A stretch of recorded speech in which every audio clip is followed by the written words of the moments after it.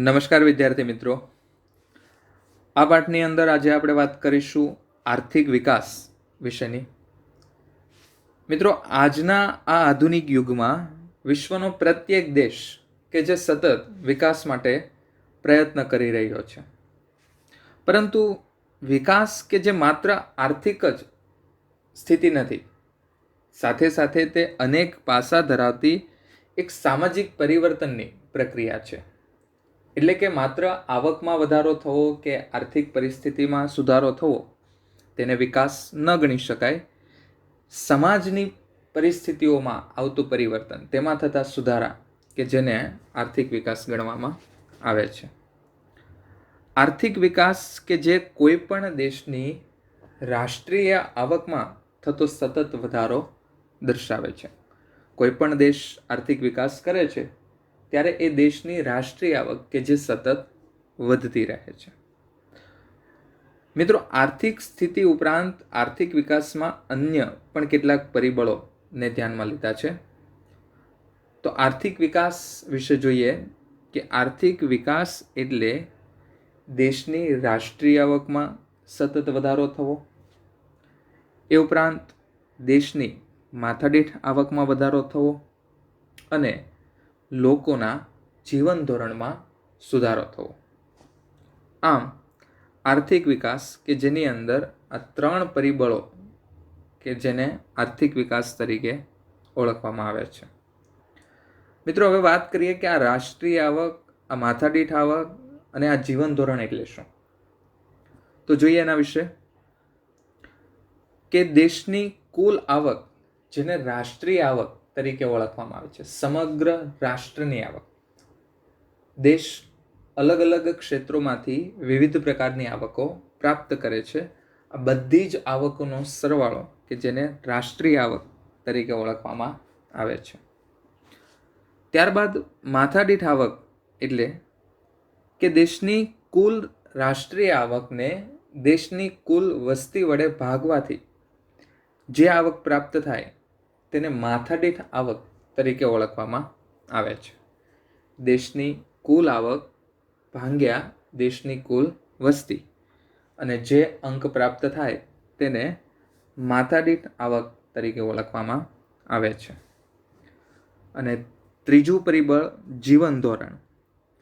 તો જીવન ધોરણ એટલે લોકોને પ્રાપ્ત થતી સગવડો, જેવી કે અનાજ, કપડાં, શિક્ષણ, આરોગ્ય, વાહન વ્યવહારની સુવિધા અને રહેઠાણની સુવિધાઓનો સમાવેશ જીવન ધોરણની અંદર થાય છે. રાષ્ટ્રીય આવક એટલે દેશની કુલ આવક, માથાદીઠ આવક એટલે દેશની કુલ આવક ભાગ્યા દેશની કુલ વસ્તી અને જીવન ધોરણ એટલે લોકોને પ્રાપ્ત થતી વિવિધ પ્રકારની સુવિધાઓ. આ ત્રણ પરિબળોમાં વધારો થાય ત્યારે દેશની અંદર આર્થિક વિકાસ થયો ગણવામાં આવે છે. તો આ થઈ મિત્રો આર્થિક વિકાસ એટલે શું તેના વિશેની સમજૂતી. ભારતની વાત કરીએ તો ભારતની અંદર આર્થિક વિકાસની પરિસ્થિતિ શું છે. ભારતમાં આઝાદી પછી રાષ્ટ્રીય આવક અને માથાદીઠ આવક આ બંનેમાં વધારો થયો છે. એટલે કે આઝાદી પછી આપણા દેશની કુલ આવક પણ વધી છે અને દેશની માથાદીઠ આવકમાં પણ વધારો થયો છે. સાથે સાથે અનાજ, કપડાં, વીજળી, શિક્ષણ, આરોગ્ય, રહેઠાણ વગેરે જેવી સેવાઓના વપરાશ અને તેની સુવિધાઓમાં પણ વધારો થયો છે. એટલે કે આ ત્રણેય પરિબળો આઝાદી પછી આપણી દેશની અંદર એમાં સુધારો થયો છે. તો અગાઉની સરખામણીમાં આ જરૂરિયાતો કે જેને હાલ વધુ સારી રીતે સંતોષી શકાય છે. એટલે કે આઝાદી પહેલાં જે પરિસ્થિતિ હતી તે કરતાં અત્યારે ખૂબ જ સારી પરિસ્થિતિની અંદર આ પરિબળો સંતોષાય છે. અને આથી કહી શકાય કે ભારતમાં આર્થિક વિકાસ થઈ રહ્યો છે. આઝાદી અને ત્યાર પછીના જે સમયગાળા છે એ દરમિયાન દેશની અંદર રાષ્ટ્રીય આવક, માથાદીઠ આવક અને જીવન ધોરણ, આ ત્રણેય પરિબળો કે જેને ખૂબ જ સારી રીતે સંતોષી શકાયા છે. અને આથી જ કહી શકાય કે ભારતની અંદર આર્થિક વિકાસ થઈ રહ્યો છે. જેના દ્રષ્ટાંત સ્વરૂપે આપણે એક આંકડાકીય માહિતી મેળવીએ કે ભારતની રાષ્ટ્રીય આવક કે જે 2011-12 કુલ રાષ્ટ્રીય આવક એટલે કે જીડીપી, જેને સંપૂર્ણપણે ફૂલ ફોર્મની અંદર ગ્રોસ ડોમેસ્ટિક પ્રોડક્ટ તરીકે ઓળખવામાં આવે છે. તો દેશની કુલ રાષ્ટ્રીય આવક કે જે 2011-12ની અંદર 2015-16ના ભાવ પ્રમાણે જોઈએ તો 87,36,039 કરોડ રૂપિયા હતી. 87,36,039 કરોડ રૂપિયા હતી, જે વધીને 2015-16માં 1,35,67,192 કરોડ રૂપિયા થઈ છે. અને આમ દેશની અંદર જીડીપી એટલે કે દેશની રાષ્ટ્રીય આવકમાં વધારો થયો છે. તો જેના ઉપરથી કહી શકાય કે ભારત એ આર્થિક વિકાસ કરી રહ્યો છે. મિત્રો, અહીં બે શબ્દોની આપણને સમજૂતી આપવામાં આવી છે: આર્થિક વિકાસ અને આર્થિક વૃદ્ધિ. સામાન્ય રીતે તો આ બંને શબ્દો કે જે એક સરખો જ અર્થ દર્શાવે છે, વધારો. આર્થિક વૃદ્ધિ એટલે કે વધારો થવો અને આર્થિક વિકાસ એટલે પણ વધારો થવો. પરંતુ બંને વચ્ચે કેટલાક તફાવત જોવા મળે છે. તો જોઈએ કે આર્થિક વૃદ્ધિ અને આર્થિક વિકાસ વચ્ચે શું તફાવત છે. સૌપ્રથમ વાત કરીએ વિકાસની પ્રક્રિયાને આધારે આ બંનેમાં શું તફાવત છે. તો આર્થિક વિકાસ કે જે ગુણાત્મક પરિબળ છે અને આર્થિક વૃદ્ધિ એ પરિમાણાત્મક પરિબળ છે. એટલે કે આર્થિક વિકાસ કે જે ગુણધર્મોમાં થતો વધારો દર્શાવે છે, ગુણવત્તામાં થતો વધારો દર્શાવે છે, અને આર્થિક વૃદ્ધિ કે જે માત્ર સંખ્યામાં થતો વધારો દર્શાવે છે. પરિમાણાત્મક એટલે સંખ્યાત્મક, માત્ર સંખ્યામાં થતો વધારો દર્શાવે છે. જો ખાલી દેશની અંદર આંકડાઓ વધે એટલે કે ખાલી સંખ્યાઓ વધે તો એને આર્થિક વૃદ્ધિ તરીકે ઓળખવામાં આવે છે. અને જો દેશની ગુણવત્તા વધતી હોય, સમાજની અંદર ગુણવત્તામાં વધારો થતો હોય તો તેને આર્થિક વિકાસ તરીકે ઓળખવામાં આવે છે. બીજી વાત કરીએ તો આર્થિક વિકાસ એ પ્રથમ અવસ્થા છે, જ્યારે આર્થિક વૃદ્ધિ એ વિકાસ પછીની અવસ્થા છે. એટલે કે આ બંને પરિબળોમાંથી સૌ પ્રથમ આર્થિક વિકાસ થાય છે અને ત્યારબાદ જે તે દેશની અંદર આર્થિક વૃદ્ધિ થાય છે. તો આ થઈ વિકાસની પ્રક્રિયાને આધારે એમનો તફાવત. બીજો તફાવત મેળવીએ અર્થતંત્રમાં થતા પરિવર્તનને આધારે. તો અર્થતંત્રની અંદર થતા નવા સંશોધનને આધારે જો ઉત્પાદનમાં વધારો થાય તો તે આર્થિક વિકાસ છે. એટલે કે દેશની અંદર નવા સંશોધનો થાય અને તેના આધારે જો દેશનું ઉત્પાદન વધે તો તેને આર્થિક વિકાસ તરીકે ઓળખવામાં આવે છે. ઉદાહરણ તરીકે જોઈએ તો ખેતીની વાત કરીએ કે ખેતીમાં ઘઉં અને ડાંગર જેવા પાકમાં નવા બિયારણોની શોધ થાય અને તેના કારણે ઉત્પાદનમાં અનેક ગણો વધારો થાય તો આ બાબત કે જે આર્થિક વિકાસ દર્શાવે છે. એટલે કે ઘઉં અને ડાંગરની અંદર નવા આધુનિક બિયારણો શોધાણા, જેનાથી ઘઉં અને ડાંગરનું ઉત્પાદન અનેક ગણું વધ્યું છે, તો તેને આર્થિક વિકાસ તરીકે ઓળખવામાં આવે છે. જ્યારે આર્થિક વૃદ્ધિ કે જે ખેડાણ લાયક જમીનમાં વધારો થવાથી ખેતલાયક ઉત્પાદનમાં વધારો થાય તો તેને આર્થિક વૃદ્ધિ કહે છે. એટલે કે અહીં નવા સંશોધનો કે કોઈ નવી ગુણવત્તામાં વધારો નથી થતો, માત્ર ખેતીલાયક જમીન વધી અને તેના કારણે ઉત્પાદન વધ્યું તો તેને આર્થિક વૃદ્ધિ તરીકે ઓળખવામાં આવે છે. અને ત્યારબાદ ત્રીજો તફાવત મેળવીએ વિકસિત અને વિકાસશીલ દેશોના આધારે. તો તેની અંદર વિકસિત અને વિકાસશીલ દેશોના સંદર્ભમાં પણ બંને વચ્ચે તફાવત જોવા મળે છે કે વિકસિત દેશોની રાષ્ટ્રીય આવકમાં થતો વધારો જે આર્થિક વિકાસ કહેવાય છે, જ્યારે વિકાસશીલ દેશોની રાષ્ટ્રીય આવકમાં થતો વધારો એ આર્થિક વૃદ્ધિ કહેવાય છે.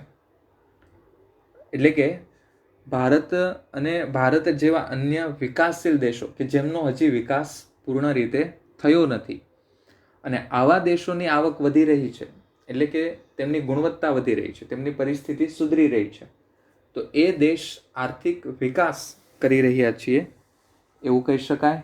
અને જે દેશો આર્થિક રીતે વિકસિત છે, જેમનો વિકાસ થઈ ચૂક્યો છે, એવા દેશોની આવક વધે તો માત્ર સંખ્યા વધે છે, ત્યાં ગુણવત્તા તો પહેલેથી જ સારી છે, એટલે આવા દેશોની આવકમાં થતો વધારો કે જેને આર્થિક વૃદ્ધિ તરીકે ઓળખવામાં આવે છે.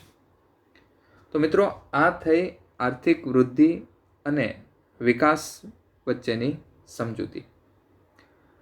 હવે વાત કરીએ વિકાસશીલ દેશોના લક્ષણો વિશે, કે જે દેશો વિકાસશીલ અર્થતંત્ર ધરાવે છે, એટલે કે જે દેશો હાલ વિકાસ કરી રહ્યા છે એવા દેશોના લક્ષણો જોઈએ. એ દેશોની પરિસ્થિતિ શું હોય છે?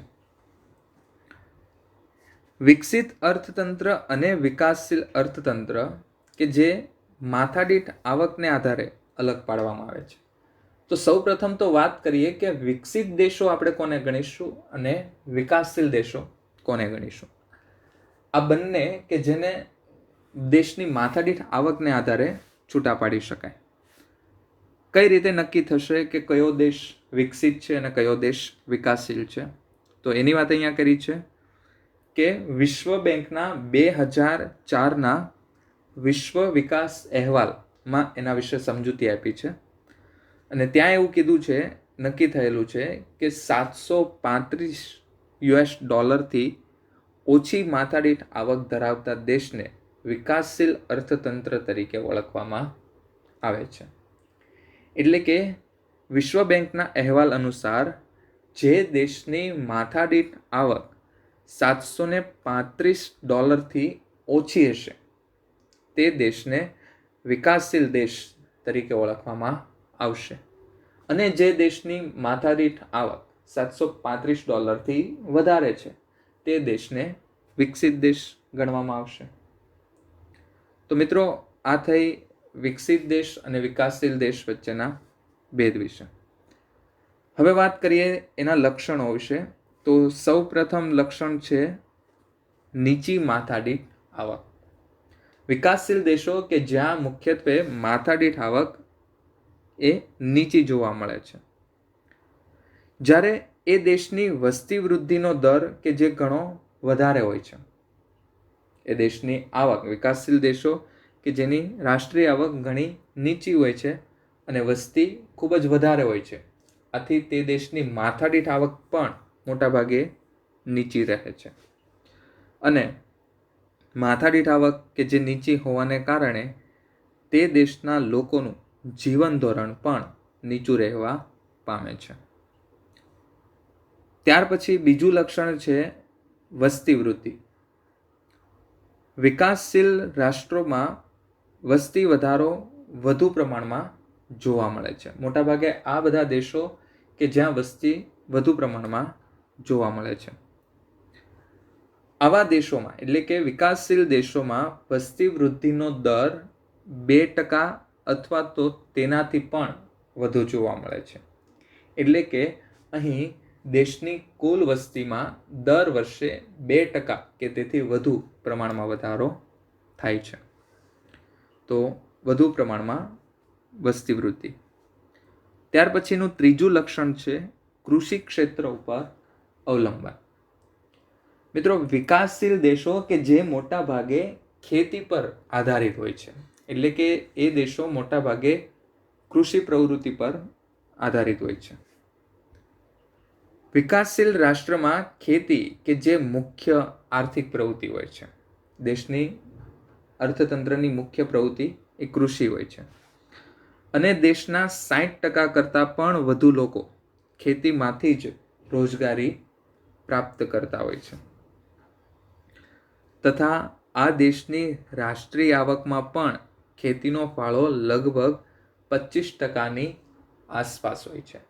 એટલે કે દેશના મોટા ભાગના લોકો ખેતીમાંથી આવક મેળવતા હોય છે અને દેશની જે કુલ આવક છે એ કુલ આવકમાંથી પણ મોટો હિસ્સો એટલે કે 25%ની આસપાસનો હિસ્સો એ કૃષિનો હોય છે. તો આમ વિકાસશીલ દેશો કે જે કૃષિ પર આધારિત હોય છે. ત્યાર પછીનું લક્ષણ જોઈએ તો વિકાસશીલ દેશો કે જ્યાં આવકની વહેંચણીમાં અસમાનતા જોવા મળે છે.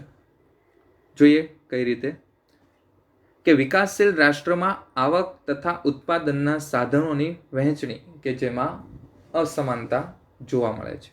એટલે કે દેશની જે આવક હોય છે, દેશના જે ઉત્પાદનના સાધનો હોય છે, તેનો લાભ દેશના દરેક લોકોને એક સરખો નથી મળતો. કેટલાક લોકો કે જેને વધુ પડતી આવક અને વધુ પડતા સાધનો પ્રાપ્ત થાય છે, જ્યારે કેટલાક લોકો કે જેમને ઓછી આવક અને ઓછા સાધનોનો લાભ મળે છે. જોઈએ આ અસમાનતા. આ અસમાનતા કે જે ગ્રામીણ અને શહેરી એમ બંને વિસ્તારોમાં જોવા મળે છે. એટલે કે ગામડાઓમાં પણ આવી અસમાનતા જોવા મળે છે અને શહેરોમાં પણ આ પ્રકારની અસમાનતા જોવા મળે છે. કેટલી અસમાનતા હોય છે તો દેશના ટોચના 20% ધનિકો એટલે કે દેશની જે કુલ વસ્તી છે એમાંથી વધુ આવક ધરાવતા હોય એવા 20% ધનિકો કે જેને આવકનો 40% હિસ્સો પ્રાપ્ત થાય છે. એટલે કે દેશની જે કુલ આવક છે એમાંથી 40% આવક આ 20% લોકો મેળવી લે છે. જ્યારે તળિયાના 20% ગરીબ લોકો જેના ભાગમાં રાષ્ટ્રીય આવકનો માત્ર 10% હિસ્સો આવે છે. એટલે કે વધુ પડતી આવક ધનિકો પ્રાપ્ત કરી લે છે અને તળિયાના જે 20% ગરીબો છે તેમના ભાગમાં માત્ર રાષ્ટ્રીય આવકનો 10% હિસ્સો આવે છે. અને આમ વિકાસશીલ રાષ્ટ્રમાં આવક અને સંપત્તિનું કેન્દ્રીકરણ કે જે ધનિક લોકોમાં થયેલું જોવા મળે છે. એટલે કે દેશની મોટા ભાગની આવક, દેશની મોટા ભાગની સંપત્તિ એ ધનિક લોકો પાસે જમા થયેલી જોવા મળે છે. જ્યારે દેશની બાકીની વસ્તી કે જે ઓછી આવકને કારણે ગરીબીમાં જીવે છે. તો આ થઈ ચોથા લક્ષણ વિશે. ત્યાર પછીનું લક્ષણ છે બેરોજગારી. મિત્રો, બેરોજગારી કે જે વિકાસશીલ દેશોનું એક મહત્વનું લક્ષણ ગણી શકાય. આવા દેશોમાં બેરોજગારીનું પ્રમાણ એ દેશના કુલ શ્રમિકોના 3% કરતાં પણ વધુ હોય છે. મિત્રો, દેશની કુલ વસ્તી નહીં પરંતુ દેશના કુલ શ્રમિકો એટલે કે જે લોકો વ્યવસાય કરી રહ્યા છે, જે લોકો કામ કરી રહ્યા છે, જે શ્રમ કરી રહ્યા છે, એમનો જ અહીં સમાવેશ થશે. અને આવા કુલ શ્રમિકોના 3% જેટલા લોકો કે જે બેરોજગાર જોવા મળે છે. તથા આ દેશોમાં બેરોજગારી કે જે જુદા જુદા સ્વરૂપે જોવા મળે છે. જેમ કે મોસમી બેરોજગારી. મોસમી બેરોજગારી એટલે કે જે લોકો અમુક મોસમ, અમુક ઋતુ કે વર્ષના અમુક ચોક્કસ સમય માટે જ બેરોજગાર રહેતા હોય તેમને મોસમી બેરોજગારી કહેવાય. છુપી બેરોજગારી એટલે કે વ્યક્તિ આપણને દેખીતી રીતે વ્યવસાયમાં રોકાયેલો લાગે પરંતુ એનાથી ઉત્પાદનમાં કે આવકમાં કોઈ ફેર ન પડતો હોય તો એવા વ્યક્તિને છુપા બેરોજગાર તરીકે ઓળખવામાં આવે છે. અને ઔદ્યોગિક બેરોજગારી એટલે કે ઉદ્યોગોમાં આવતા પરિવર્તનોને કારણે જે બેરોજગારી ઉદ્ભવે તેને ઔદ્યોગિક બેરોજગારી તરીકે ઓળખવામાં આવે છે. તો આવી અલગ અલગ સ્વરૂપની બેરોજગારી એ જોવા મળે છે. અને આ બેરોજગારી કે જે લાંબા ગાળાની હોય છે, એટલે કે લોકોએ લાંબા સમય સુધી બેરોજગાર રહેવું પડે છે. તો મિત્રો, આ થઈ 5મા લક્ષણ બેરોજગારી વિશેની સમજૂતી. ત્યારબાદ 6થું લક્ષણ કે જે છે ગરીબી.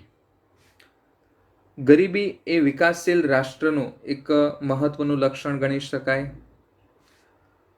જે લોકો પોતાની પ્રાથમિક જરૂરિયાતો જેવી કે અનાજ, કપડાં, રહેઠાણ, શિક્ષણ અને આરોગ્ય વગેરે જેવી જરૂરિયાતોને સંતોષી શકતા ન હોય તેને ગરીબ ગણવામાં આવે છે.